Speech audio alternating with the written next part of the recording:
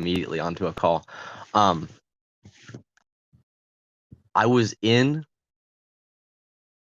Papal's casket at his funeral, and I was looking at everyone, and I saw me in the crowd. I had to look at me, and I was trying to read the photograph of him next to the bed that I was on, and I was trying to read out the words, and it was like perfect, like the most incomprehensible alien language that was constantly shifting in Sub One in a way like it was the most exaggerated dream text I'd ever seen in my life. Um, and it was a very surreal dream. I felt like whenever I realized the situation I was in, it just felt very like, oh, I can definitely see why my brain constructed this narrative scene of it. Um, So you say that because I yeah, had several different like nightmares last night. Um, I didn't mind, like none of them were bad. None of them were like particularly actually nightmares, but they were all just like I had. Well, I guess this one was actually genuinely pretty nice. So no, this one was a legitimate nightmare. This was me. I don't know. This is not the first time, not even close to the first time I've had this dream. That me and then some other group of people, like last night, you and Father were a part of it, and then I think there were other people, but you and Father were the main other critters.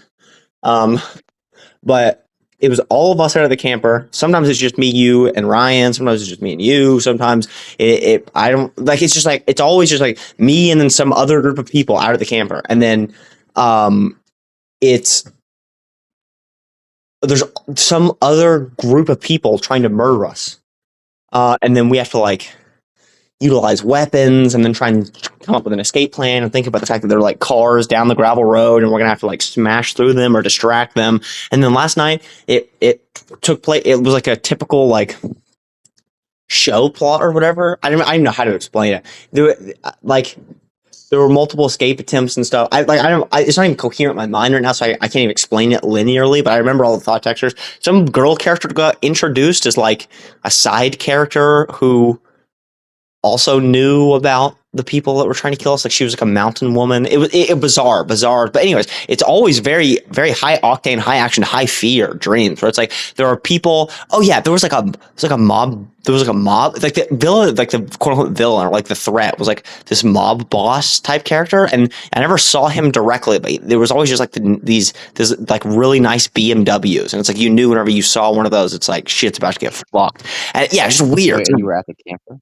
Yeah, out of the camper, and it's like, so you imagine like me and you are walking through the woods out of the camper, and then we walk back to the camper, and then we just see like a BMW parked there, and we know it's like fucking Kingpin is somewhere around the corner in the woods. Yeah, well, I remember being there on Sub One and having to deal with all those mob bosses out in the forest.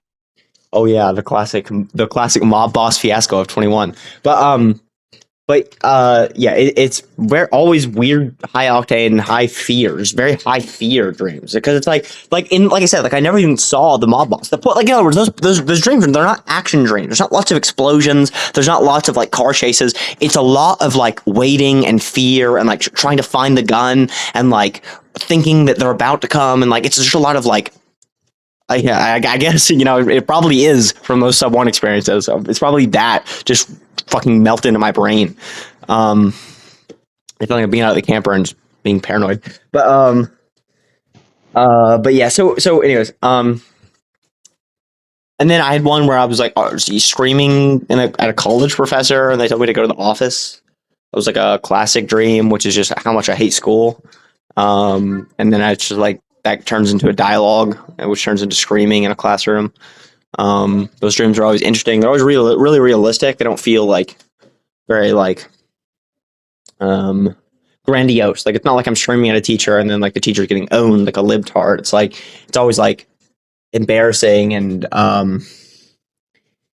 don't know how to explain. Like it's like very like it feels like what it would like in what it feels like what it feel like in real life, where it's like you're so focused on what you're saying that if you have so little time, there's such a small window to actually articulate what you're trying to say, and there's so much that you're so, and it's just like you're so incapable of actually making the point in time, and it's just like that. There's just lots of dreams like that, as you can tell. It's like this overarching theme of just like anxiety and limited time and scraping things together. It's like this weird overarching feeling that stretched across all my dreams into a bunch of different ways, and a bunch of different like recurring dreams. Like I said, the camper, that's a recurring dream. He's screaming at a teacher, that's a recurring dream. So it was like this overarching theme of like anxiety that just played out over a bunch of different archetypal dreams. That was like what all night was for me last night. Fascinating. Oh, they were crazy vivid. But yeah. Anyway, Mine was so exceptionally realistic and vivid. but you I said had to like, yours was lucid or vivid. yeah, it was lucid. So it was So actually lucid. I had yeah, so I had to like slowly turn my head because I realized if I turned my head faster, there would be too much stimulus and the dream could not create that much.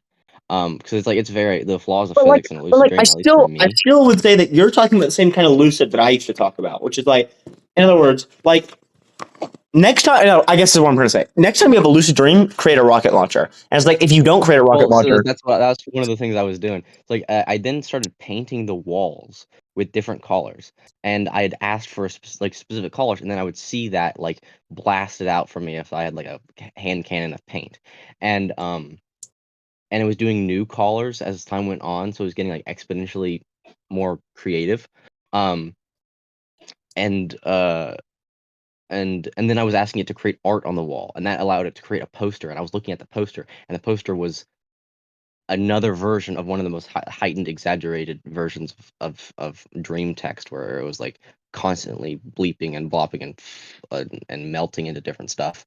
Um, but yeah, so like those lucid dreams where I'm trying to manipulate it in some way, and I need to convince it that I am generating something. And so to go back to a few weeks ago, I had this very interesting lucid dream that taught me about the physics of it, which was I had a blanket wrapped around me and I was outside. And it was just the blanket the yellow blanket we had at the apartment. But so I had spun and I had wrapped around my neck. So I'd spun both ends around.